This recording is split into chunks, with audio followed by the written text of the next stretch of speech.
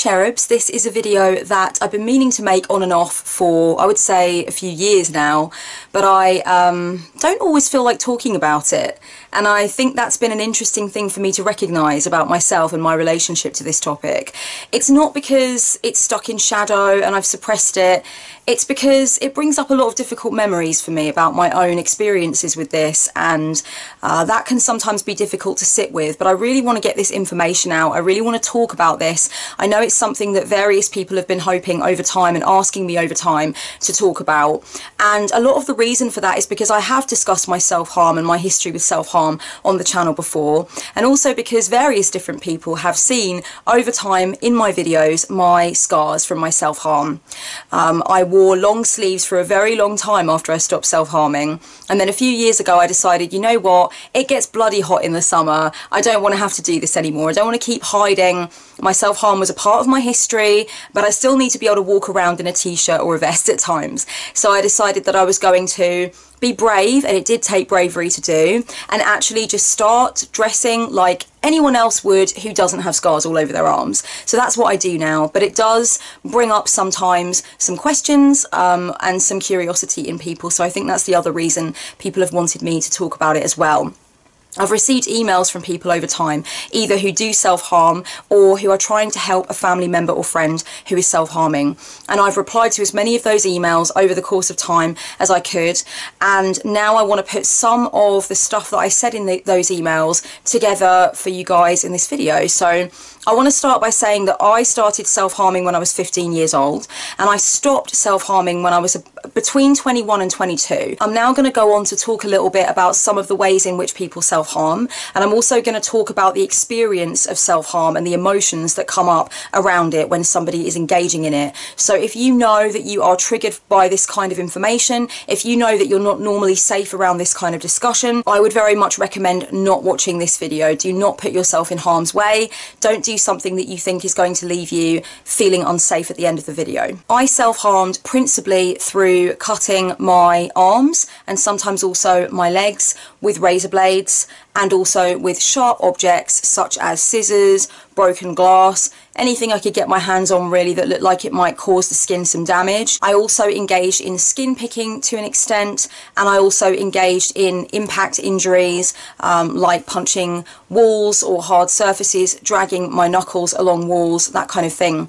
But there are lots of other ways that people engage in self-harm, and you will be able to look online and see various different lists which kind of outline different ways in which people self-harm, and those lists include things like impact injuries, interfering with healing, hair pulling, skin picking.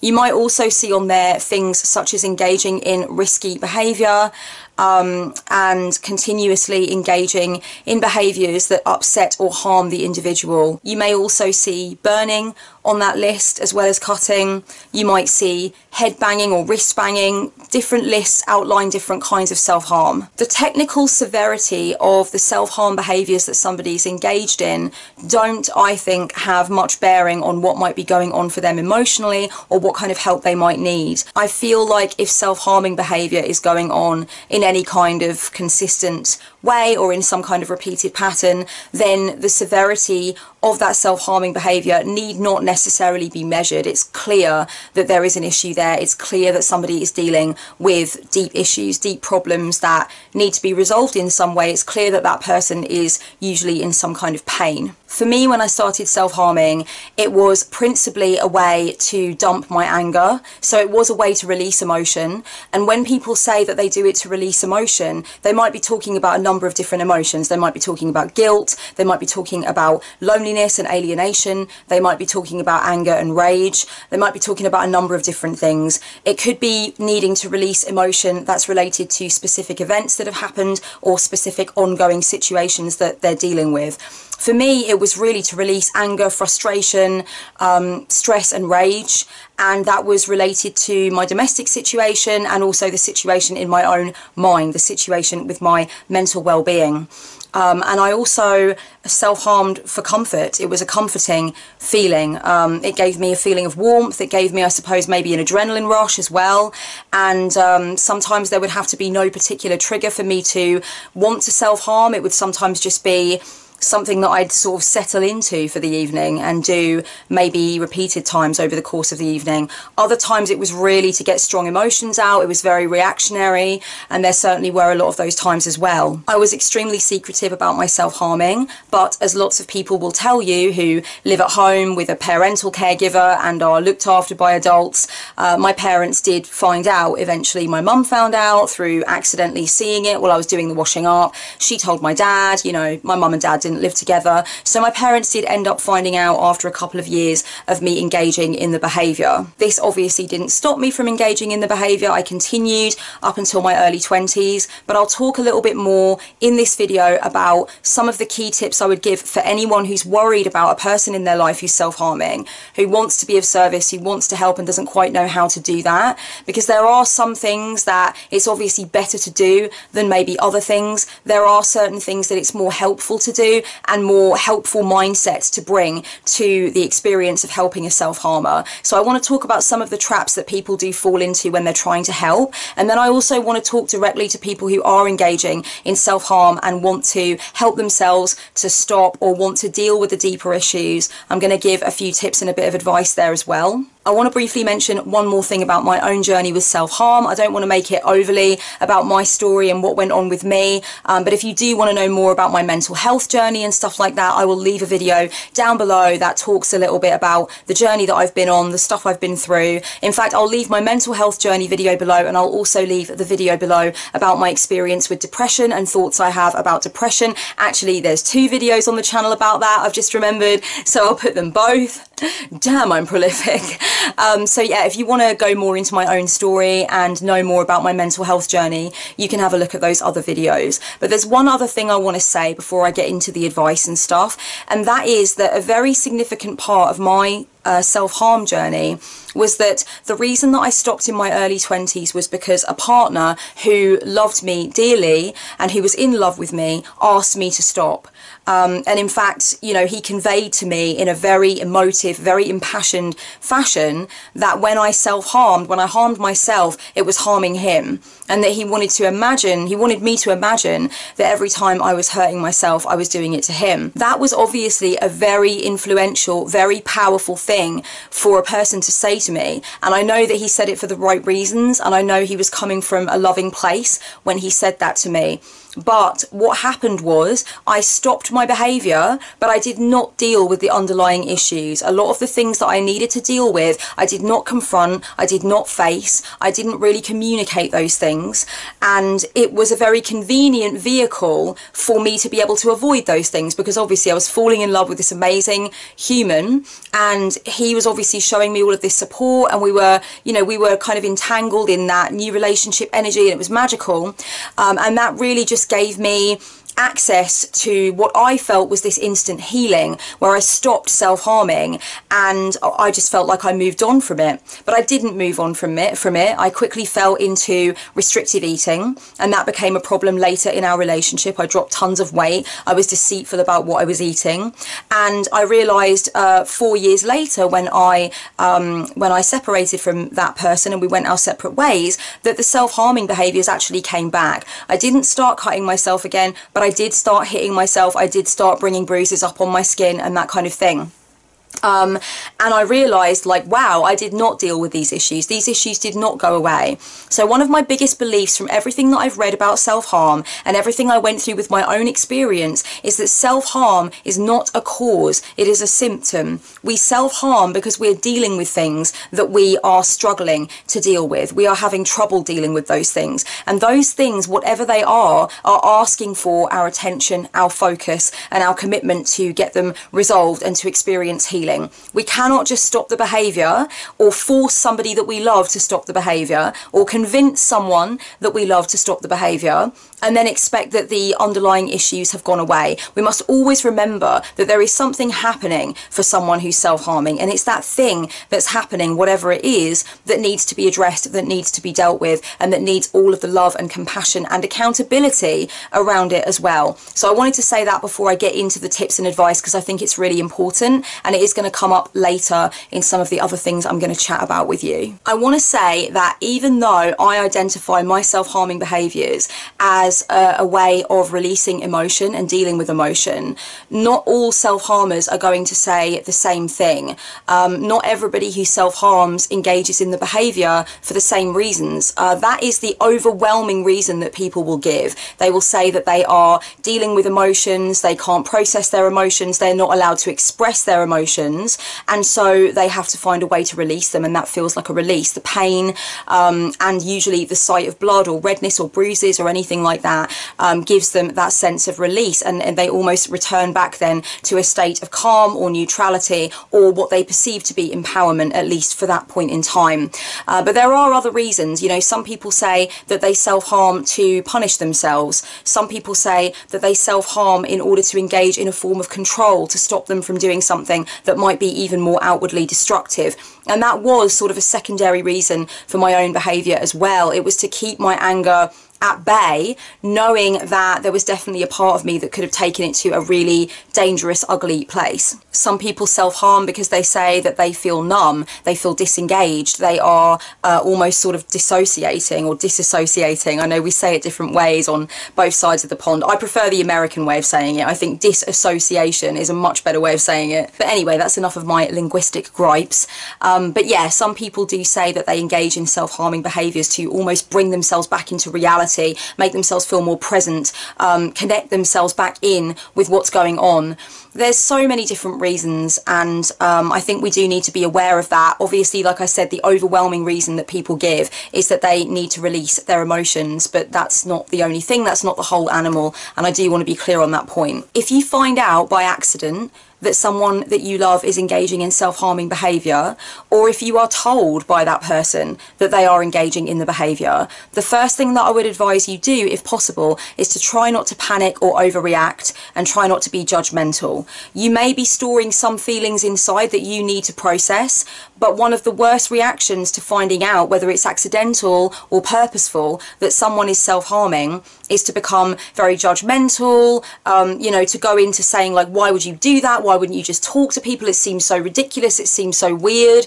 Obviously, allow all of that. That's no good. In as far as you possibly can, you really want to avoid showing panic, showing very high anxiety, going into almost action overload, like, what are we going to do about this? Oh my God, this is so terrible. Any of that stuff. Now, I want to stress that if you've already found out that someone you love is self-harming, and you did present a very panicked reaction, or you overreacted in some way, or you did present judgment, it's okay. It's okay. You've only got one chance to react to somebody telling you something like that, and if it didn't go down perfectly, and you wish it had gone another way, I would say put it behind you, it's done with. But what you can do is start to change the way that you communicate with this person now, and basically adopt a better, more space holding, more open communication style with them from now on. We all have things that we did or that we said in the past that we wish we could have done better. We all look back on things and say, oh, you know what, if I knew then what I know now, I never would have gone about it this way.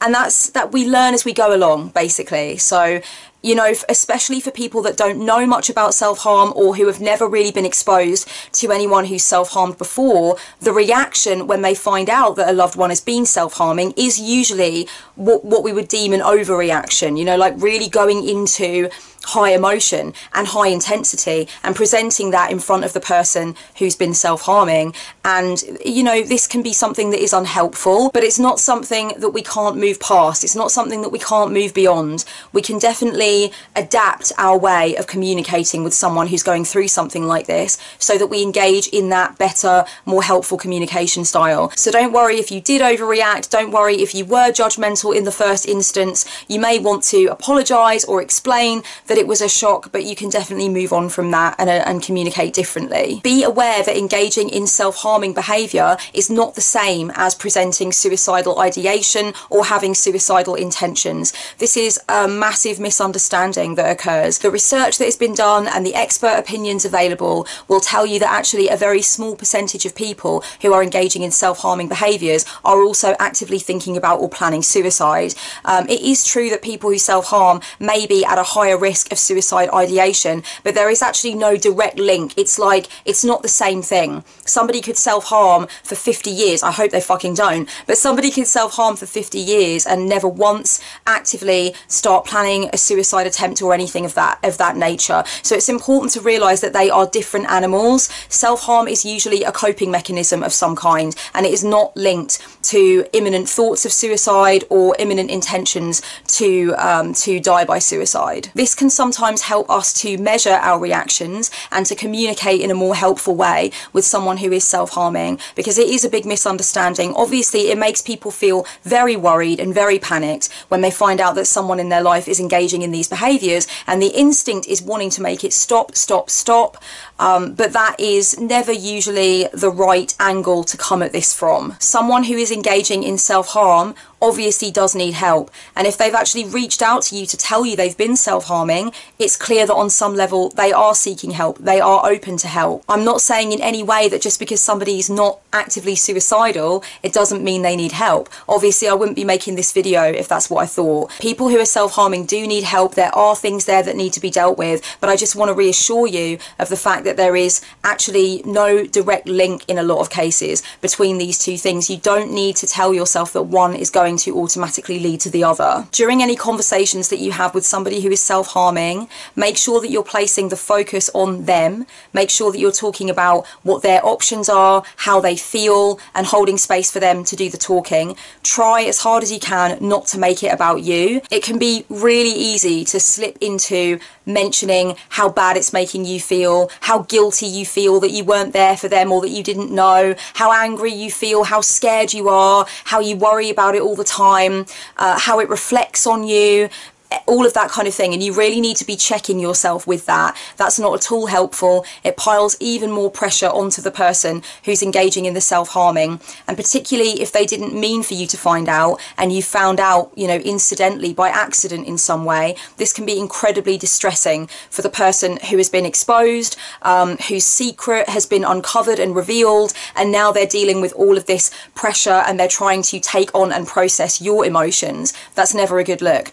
Now, again, if that has happened already, don't worry. Just know that from now on, it's really about holding space for the person who requires your help, who is engaging in the behaviours. And we really need to make sure that when we want space held, when we want to express our emotions about how scared we are, how angry we are, how guilty we are, we need to go and do that elsewhere. It's not helpful really for the person that's engaging in the behaviour to know how badly it makes you feel or how angry you are about it. I guarantee you that that is very, very, very highly unlikely to not stop this from happening. If anything, you're going to be piling pressure onto someone who's engaging in self-harm, which of course will only mean that they're very likely to return to the behaviour. Try to ask them how they feel, ask them questions that let them lean into their emotions and their thoughts, ask them to communicate, hold space for them to communicate, tell them that you've got the time and the attention and the focus and you want to understand more about what's going on with them. This could be a really amazing opportunity for somebody who doesn't usually feel that they can communicate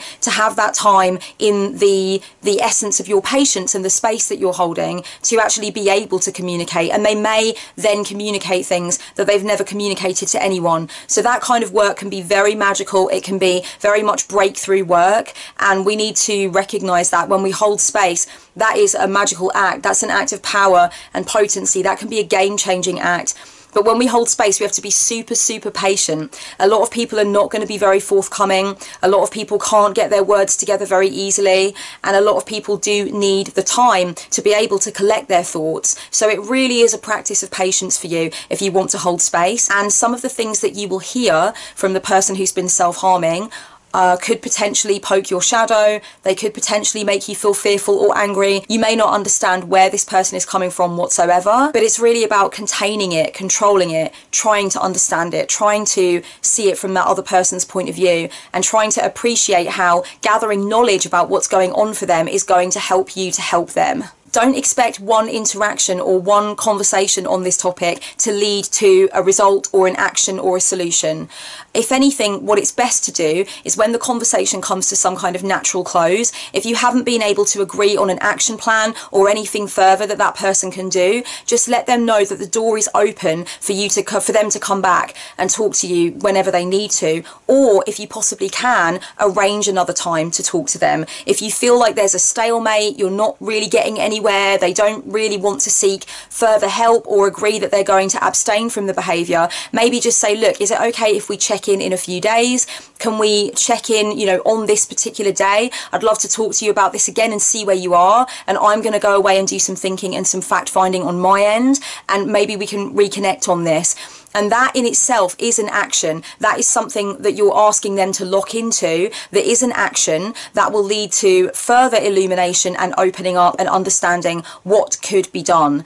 So if you possibly can ask them to commit to that, then do so. I would highly, highly discourage you from trying to take control away from someone who's self-harming, and I would highly discourage you from giving them ultimatums or creating some kind of situation where they feel bound to abstain. The reason that I would discourage this is because it piles on further pressure, and it fundamentally misunderstands one of the key things that I said before, which is that self-harm is not a cause, it is a symptom.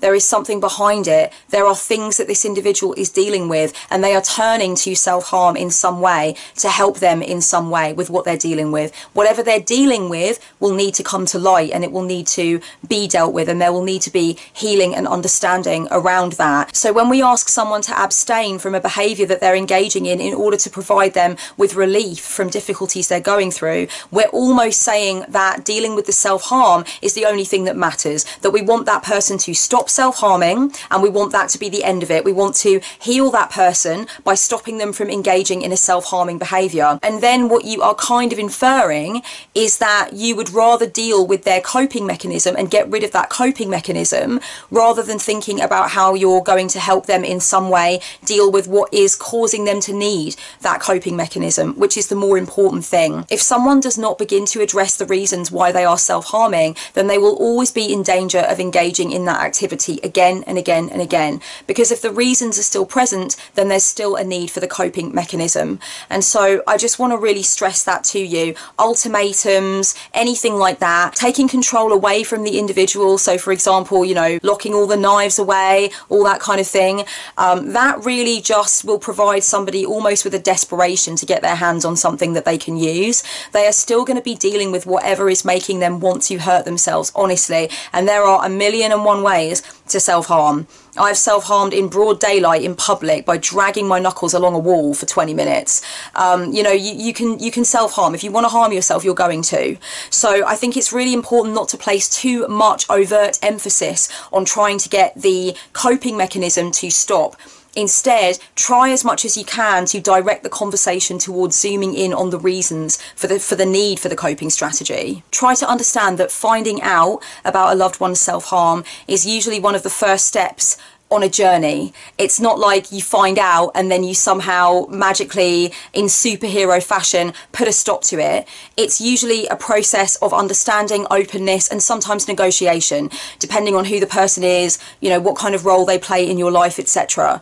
You may want to try to steer the person towards going to the doctor and talking about it with the doctor. You might want to steer the person towards online resources, online support groups, and that kind of thing. You might want them to talk to a counsellor. You might want them to talk to other people in your family or community or friendship group, so that you can provide a further layer of support by involving more people and really starting to strategize and brainstorm together if you feel that's appropriate. If the person is religious or spiritual, you may encourage them to go to one of their spiritual pillars in the community, one of their religious leaders, somebody that they trust. You might want to encourage all of these things, but you've got to know that you are not ultimately responsible for making one of these things happen double quick time. It is not your ultimate responsibility to make the self-harm end right then and there. Usually it's a longer process than that, and it's something that you can never truly, I think, be wholly ready for. And that's why I'm making this resource, and that's why there's so many amazing resources around online and everything, especially online, to help people, because it is very difficult. It's a very trying experience to know that someone is harming themselves and to really want to help them to stop. You may need support yourself as you're being the support for a person who's self-harming, and that's one of the things you need to remember. You have to make sure that you are aware of what your boundaries are and what your needs are, and that you're able to vent and you're able to feel your feelings as well. Oh, it's chocolate caramel coffee. Bloody gorgeous. A lot of people who engage in self-harm are incredibly secretive about their self-harm, but there are people who engage in self-harm who are showing their injuries, who do not hide them, and who may actively talk about them or even post things about their self-harm on social media and stuff like that. I know that there is a frustration whenever it feels like somebody is self-harming for attention, whenever it feels like somebody is drawing attention to themselves through the behaviour. And I can understand where that frustration comes from, but we must realise that clamouring for attention through engaging in some kind of destructive behaviour and then being open about it is still a legitimate cry for attention, as unpleasant and as shadowy as we may sometimes feel that that cry for attention is.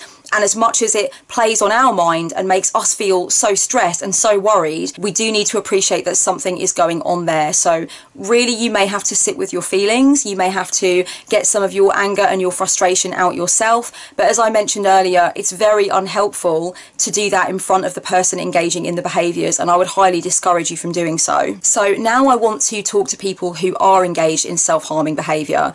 And it could be that watching this video, you might be a person who does engage in self-harming behaviour, but also has been faced with the task of helping someone who engages in that behaviour. You know, that's how the cookie crumbles sometimes. That's how the cookie bounces, darling. So it might be that both of these parts of the video are useful for you. But even if you're someone who's watching this because you want to help someone who self-harms, I would still recommend that you listen to the next bunch of tips and advice I'm going to give for people who do self-harm, because it might give you further insight into what is really going on sometimes for people who engage in these behaviours, and it will kind of lend some clarity to you on your journey being part of the support system for someone who self-harms. Figure out why you want to stop your self-harming behaviour.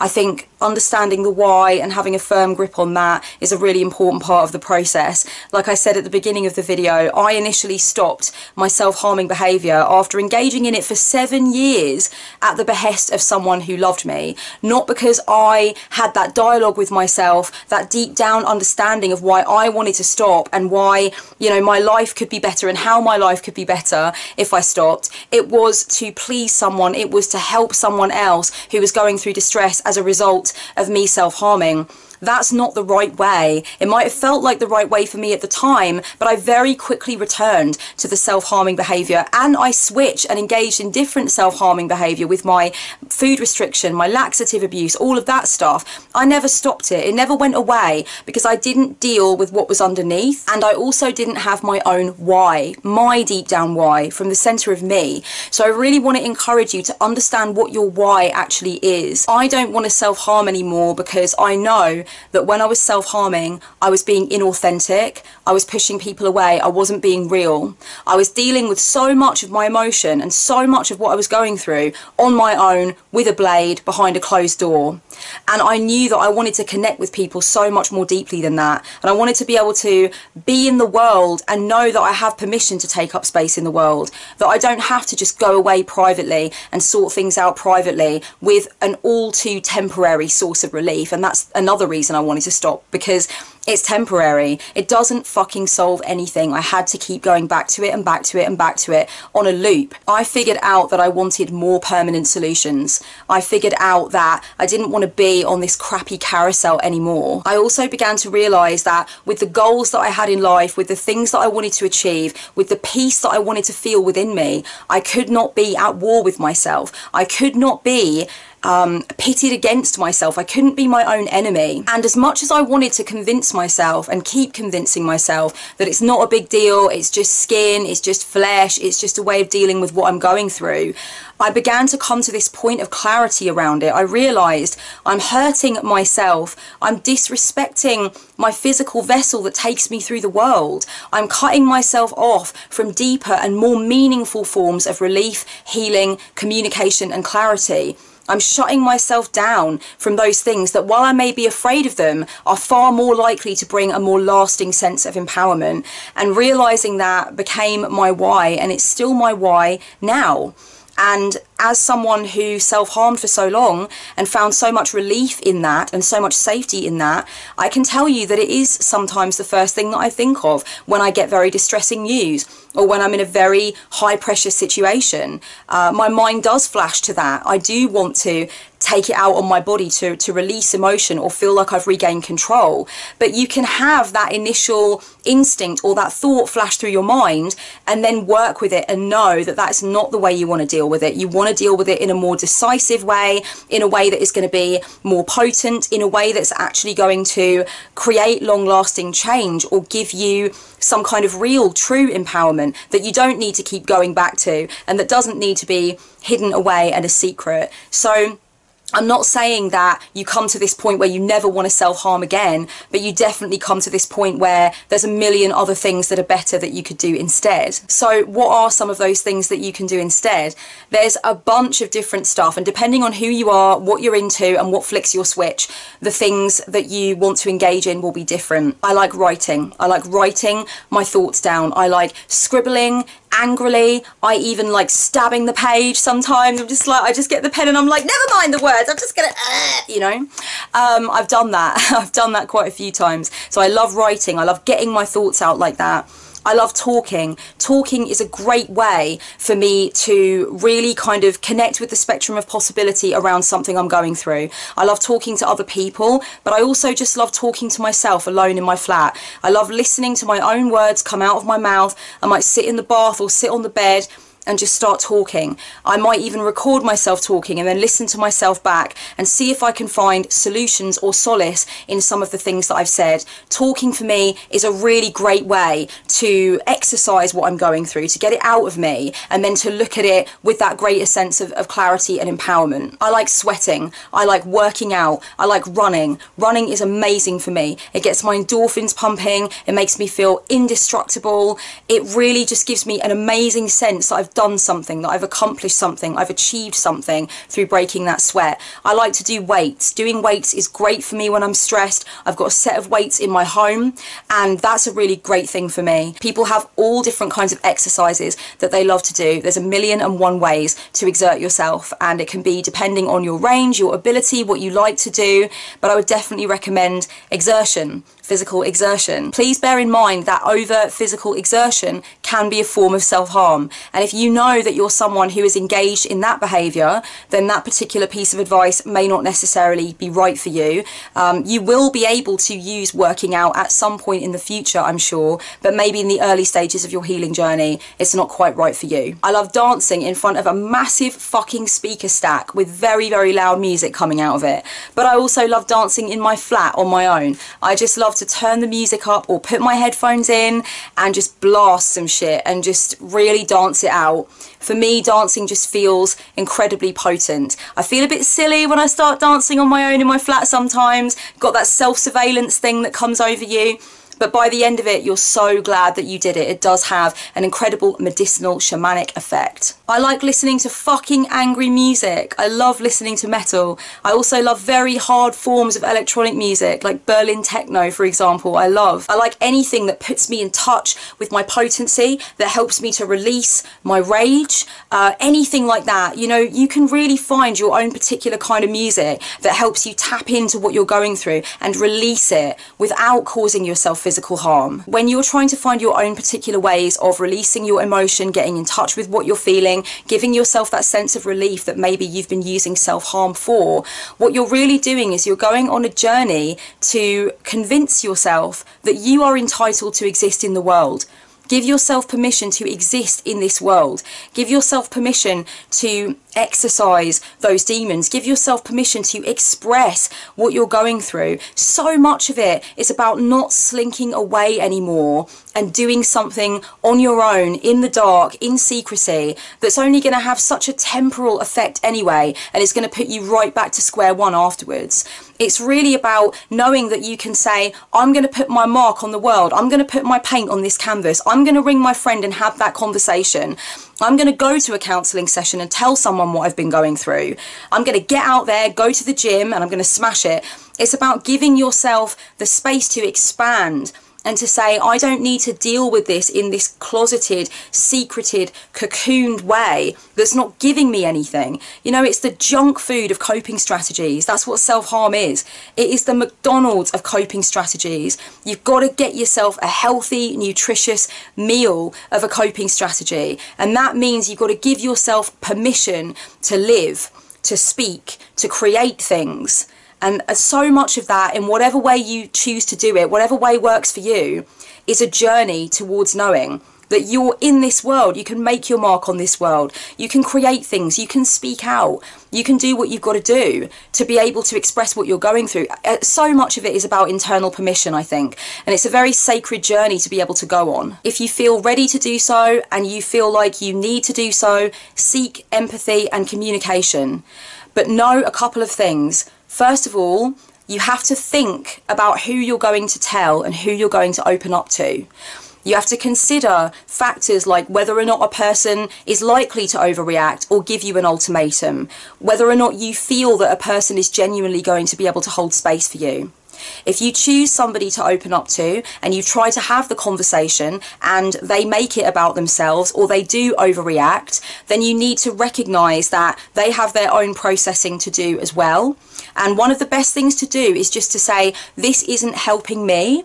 These are some things that would help me. People are not perfect and their responses are not always perfect either. And sometimes the best thing to do is just to clarify with somebody what is the most helpful thing for them to do for you and help them to understand. Maybe also ask them to read up on some resources or just tell them what kind of space you would like to have held for you. If somebody that you tell starts piling a lot of pressure onto you or getting angry or trying to guilt trip you out of engaging in the behaviour, you know, really it's best to tell them that that's actually piling more pressure on and that you would like to be able to deal with it in another way and you were asking for their support in that. Unfortunately, there are sometimes people who will forfeit the trust and the openness that you gave to them because they are somehow not ready for it or not willing to engage in it. And that can be a sad thing. Please know, however, that just because one person that you opened up to didn't give you a response that was helpful or shut the conversation down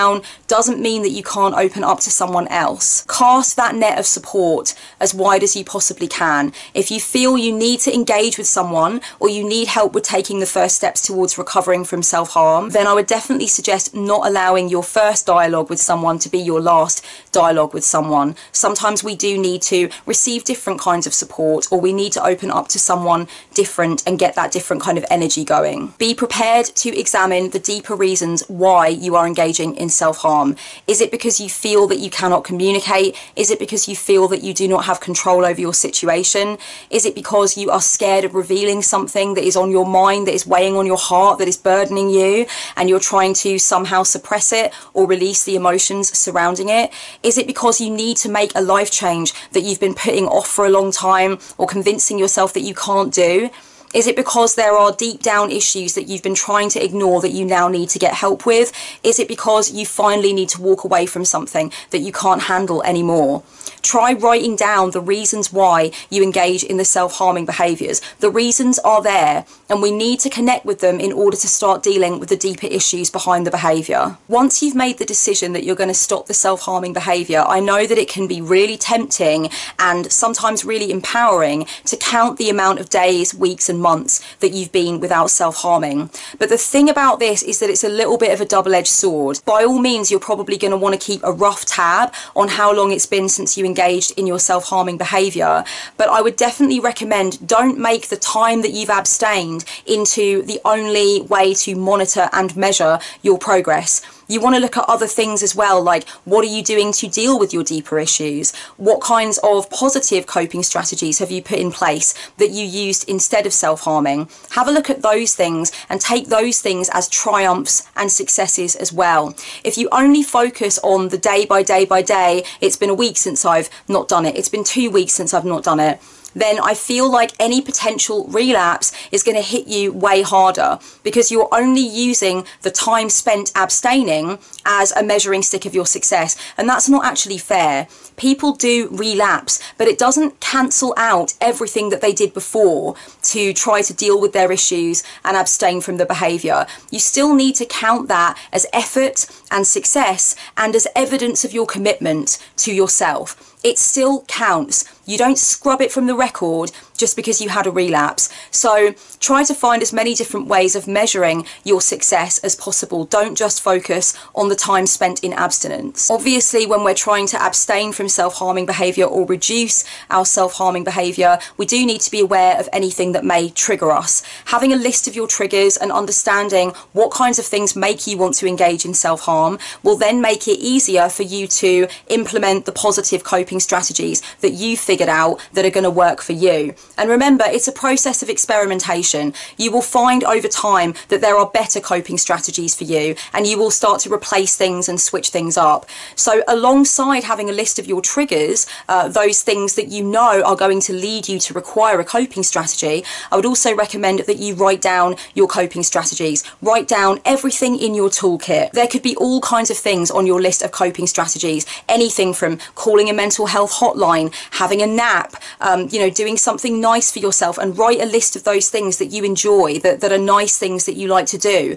Calling somebody that you know you can trust, that you can talk to. Exercise might be included on there. Making art might be included on there. There's all kinds of things that you might want to put down there. Going for a walk, anything like that. Make sure you've got a list of the tools that you feel are going to work for you, or that are tried and tested and you know will work for you. You might also want to look online or in your area for support groups, people that gather to talk about this kind of thing, people who are abstaining from this kind of thing. You might want to see if there's hashtags about it. You might want to look at Facebook groups about it. It's been a very long time since I engaged in the self-harm support community, but I can tell you that in 2002 I found a message board. It doesn't exist now, unfortunately, it disbanded last year, but I found a message board and I was on there from 2002 to 2012, and it really helped me. Talking to other people who are trying to deal with their issues, who are trying to understand more about their self-harm, was very helpful to me, and it was a way that I reached out. I didn't always use it for that. There was a lot of social stuff that went on and fun stuff that went on there as well. But essentially, it was a forum for people who self-harm and seeking support and having dialogue around that. And that was a really useful, really helpful thing as well. So you might want to look into online community. Please be aware that there is an unfortunate side of self-harm community that is more about promoting self-harm, glamorizing self-harm. You've got to be so discerning with that kind of thing. I know that there was a lot of concern, particularly around the time that Tumblr was like bigger than Jesus, that there was a lot of that pro self-harm stuff and glamorizing mental illness, and that still goes on, and glamorizing self-harm in particular. You've got to be discerning. If you know that you want to seek support and you want to seek empowerment, go where you are going to find empowerment and support. Do not end up in some dark, murky corner of the internet where you're convincing yourself that you want to carry on with something that deep down you know that you want to give up, you know that you want to heal from, you know that you want to deal with. I really hope that this video has been helpful to those who need it. I hope that I've managed to provide some advice and some insights that might create light bulb moments, or help people to reach out, or help people to connect more fully on this topic. I know it's difficult, I know it's painful, I know it can be a shadowy thing to discuss. And I just hope that this resource has provided some clarity and some support. So much love, guys, whatever you're going through. See you in the next video. Blessed be.